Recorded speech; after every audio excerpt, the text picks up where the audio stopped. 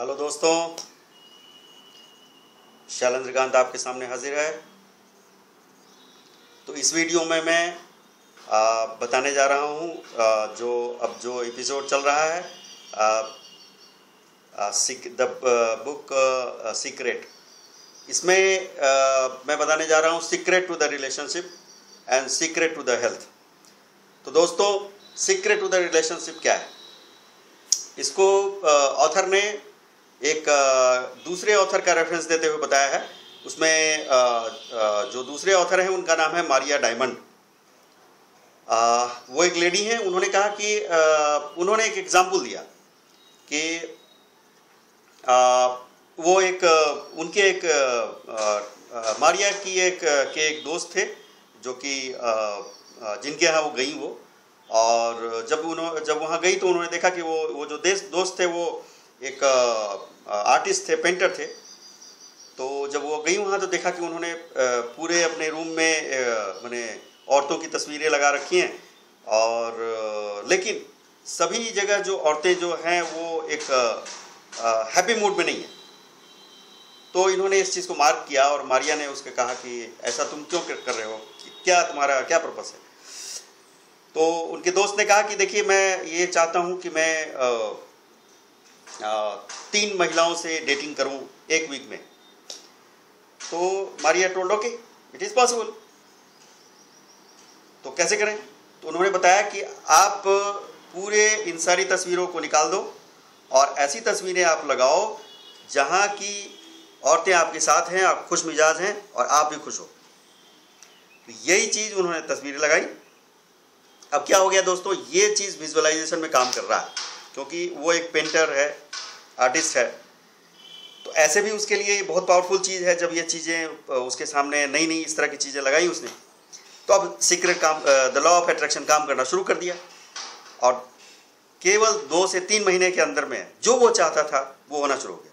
यानी औरतों के साथ वो 2-3 डेटिंग करना शुरू किया। लेकिन करीब 6 महीने बाद फिर से मारिया डायमंड उनके पास आई, तो उन्होंने देखा कि फिर से ये निराश है। तो इन्होंने पूछा कि क्यों, क्या बात हुई? बोलता नहीं, अब मैं स्टेबलाइजेशन चाहता हूँ, मैं शादी करना चाहता हूँ। हाँ यस, कोई बात नहीं। तो आप क्या करो, फिर तो ये सारी तस्वीरों को हटा दो। अब जो चुनिंदा तस्वीरें जिसमें कि आप चाहते हो कि इन कुछ ही 2 या 3 औरतों में से किसी को, जिसको भी शादी करना चाहते हो, या एक ही तस्वीर को आप चारों तरफ लगा दो। और सारी तस्वीरें मैरिज की होनी चाहिए, जिससे कि आप मैरिज करना चाहते हो, राइट? अगर आपके पास एक ही चॉइस है और बेटर वही होगा कि आप ऐसा करना। तो वही चीज़ उसने किया, चारों तरफ लगाया। तो दोस्तों, केवल 1 साल के अंदर में जिस औरत से वो शादी करना चाहता था वो कर पाया। तो दोस्तों, ये पावर है सीक्रेट के रिलेशनशिप में, और सचमुच ये काफ़ी ज़्यादा अहम है कि हम इसको कैसे लागू करते हैं। तो दोस्तों, इस संबंध में मैं कुछ और भी इसमें ऐड करना चाहूँगा। यह है कि योर जॉब इज़ यू, यानी आप अपने से पहले, सबसे पहले आपको अपने से खुश रहना पड़ेगा। यानी आप दूसरे से जो चाहते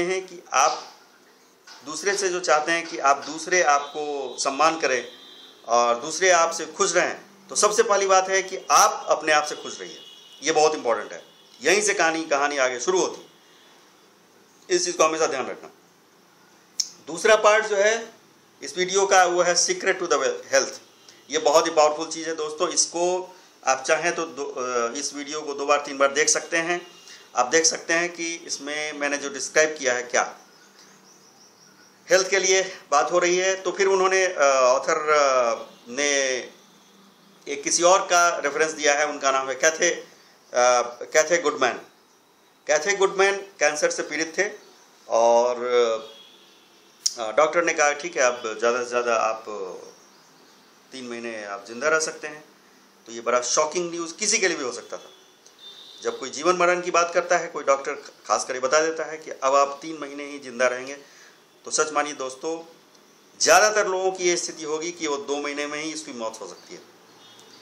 लेकिन कैथे गुडमैन बिल्कुल अलग तरह के व्यक्ति थे, और उन्होंने सीक्रेट को बिल्कुल ट्रूली अपनाया। और द सीक्रेट बुक के पढ़ने के बाद उन्होंने कहा कि ठीक है, अब हम बिल्कुल अलग करते हैं, जो कि दुनिया बिल्कुल जिसे बिल्कुल ही माने रिकॉग्नाइज नहीं करेगी, दुनिया इसको समझती ही नहीं है। उन्होंने क्या किया, उन्होंने अपने बॉडी को हीलिंग करना शुरू किया। क्या हीलिंग किया? कुछ भी नहीं, बस इमेजिन किया कि कैंसर वैंसर कुछ नहीं है, मैं तो बिल्कुल फिट हूँ, 100% फिट। कैंसर का उन्होंने इमेजिनेशन ही छोड़ दिया, मैं 100% फिट हूँ और मैं बस 3 महीने के अंदर अंदर मैं हॉस्पिटल से पूरी तरह से क्योर होके जा रहा हूँ। और डेली अपने थॉट्स में, अपने राइटिंग्स में, सब जगह उन्होंने इस चीज़ को लाया। क्या हुआ इससे? सचमुच 3 महीने के अंदर अंदर डॉक्टर ने डिक्लेयर कर दिया कि उनको अब कैंसर बिल्कुल ही नहीं। तो दोस्तों ये पावर है, ये पावर है लॉ ऑफ अट्रैक्शन का, कि आप किस तरह की एनर्जी को अट्रैक्ट करते हैं, सबसे इंपॉर्टेंट बात यह है। और ज़्यादातर आप दोस्तों जानते हैं कि 80% ऐसे रोग हैं जो कि मन से निकले हुए हैं। तो मन से कंट्रोल करेंगे तो ऐसे भी जो है हीलिंग ऑटोमेटिकली होनी शुरू हो जाती है। साथ में मैं इसमें ऐड करना चाहूँगा कि लाफ्टर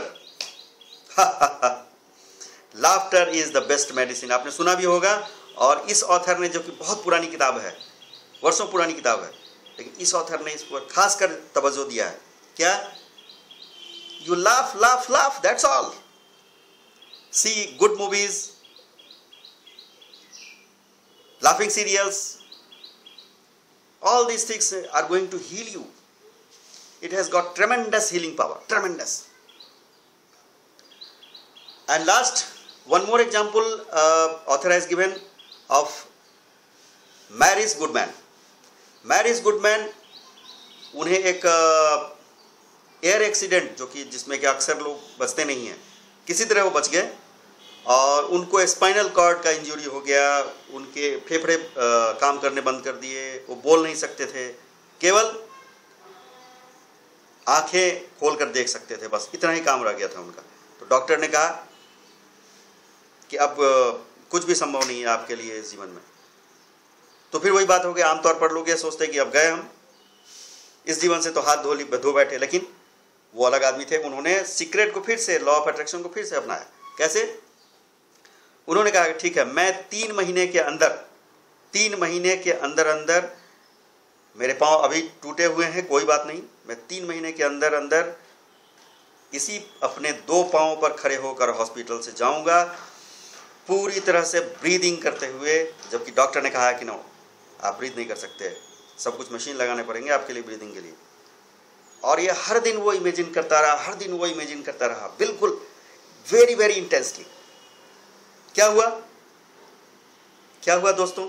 अगेन आप इमेजिन कर सकते हैं, सोच सकते हैं। हाँ, केवल वो 3 महीने के अंदर, बल्कि उससे पहले ही डॉक्टर ने उसको कंप्लीटली फिट घोषित कर दिया, और वो अपने इन्हीं 2 पाँवों के सहारे, किसी बैसाखी के सहारे नहीं, अपने इन्हीं 2 पाँवों के सहारे वो हॉस्पिटल से गया। तो आज भी वो एग्जाम्पल है दोस्तों।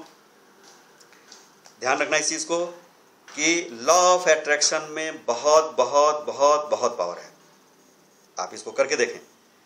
तो थैंक यू वेरी मच। कल फिर मिलेंगे। कल का एपिसोड मैंने अंतिम एपिसोड रखा है, इस बीच में आप मुझे कमेंट्स देते जाएं, मैं उसका आंसर भी करूंगा। तो दोस्तों कीप रॉकिंग, थैंक यू, कल फिर मिलेंगे, बाय बाय।